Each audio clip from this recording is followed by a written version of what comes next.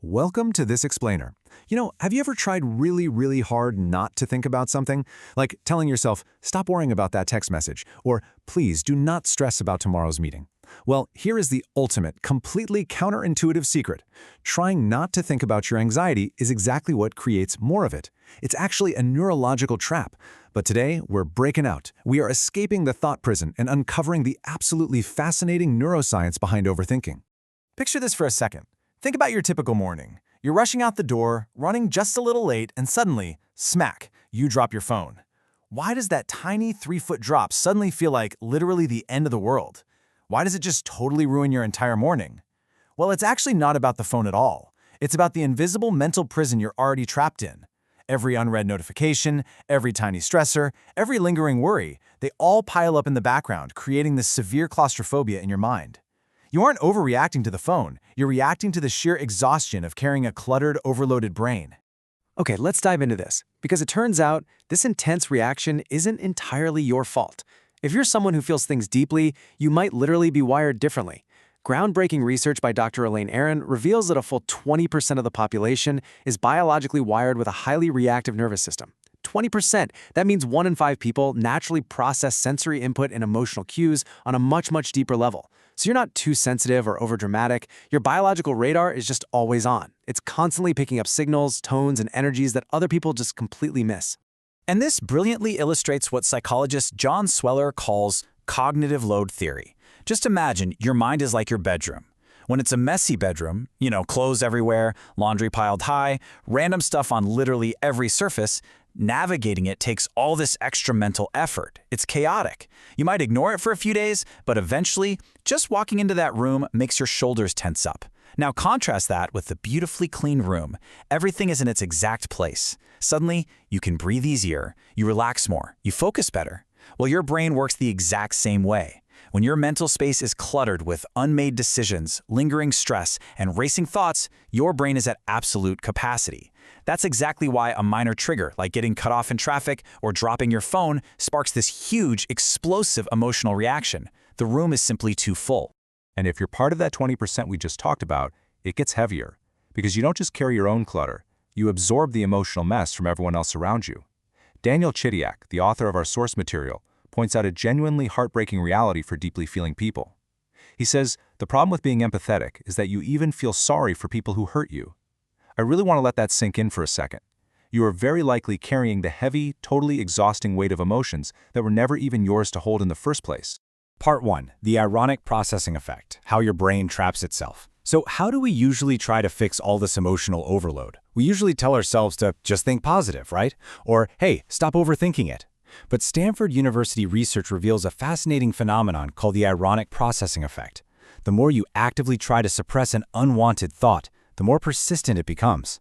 It's kind of like telling your brain not to think about a white bear. Suddenly, guess what? You're going to see white bears absolutely everywhere. So that traditional advice to stop overthinking actually backfires completely, and it reinforces the very mental loops that keep you trapped. The fundamental flaw keeping you stuck in this loop is believing that your thoughts are actual reality. Let me be clear, they are not. Your brain is not some perfect fact-checking machine. When it encounters something unknown, like, say, a friend not texting back for a few hours, it panics. It immediately jumps to conclusions, fills in the gaps with your absolute deepest insecurities, and creates catastrophic problems that simply do not exist. We mistakenly identify with our thoughts, assuming they're the absolute truth, instead of seeing them for what they really are, just passing data. Section 2. Escaping the loop, the tight bundles of mental freedom. Now here is where it gets incredibly exciting. You are not stuck. Thanks to neuroplasticity, which is the brain's amazing built-in ability to rewire itself, we can actively break these loops. We absolutely do not have to be passive victims to our biology, to our environment, or to our passing thoughts. We can use specific, highly actionable toolkits to orchestrate our very own mental jailbreak. The first practical toolkit for this jailbreak is called the witness practice. It's a 3-step process of neurological alchemy that actually shifts you from being the emotion to merely observing it. Step 1, name it specifically. Don't just say, oh, I feel bad. Say, I am feeling disappointed. This specifically activates your prefrontal cortex, which dials down your brain's emotional alarm system. Step 2, create linguistic distance. Shift your language from I am angry to I notice anger arising in me. And step 3, bring awareness to your physical sensations. Find exactly where it lives in your body. Is it a tight chest? A knotted stomach? This anchors you right in the present moment and pulls you completely out of that spinning mental story. And the payoff for doing this is absolutely massive. Research shows that just doing step 2 alone, using that simple linguistic distancing, reduces both the emotional impact and the believability of negative thoughts by over 40%. That is incredible value for a simple tweak in your everyday vocabulary. Just by saying, "I notice anxiety arising," instead of "I am anxious," you instantly become 40% lighter.